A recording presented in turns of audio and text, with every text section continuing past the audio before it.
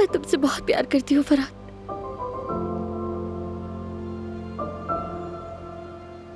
जब तुम्हें मामूली सा दर्द होता है तो दिल करता है काश किसी तरह मैं उसे ठीक कर सकूं।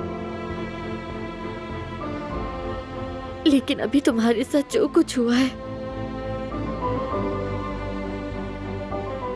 वो इतना बड़ा सदमा है कि तुम्हारी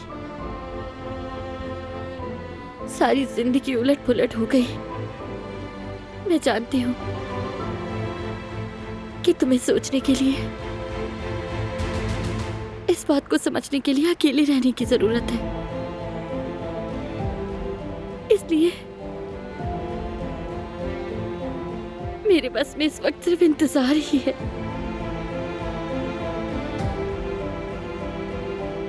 जब तुम चाहोगे मैं दौड़ती हुई तुम्हारे पास आ जाऊंगी मेरी जान। ये बात तुम कभी मत भूलना।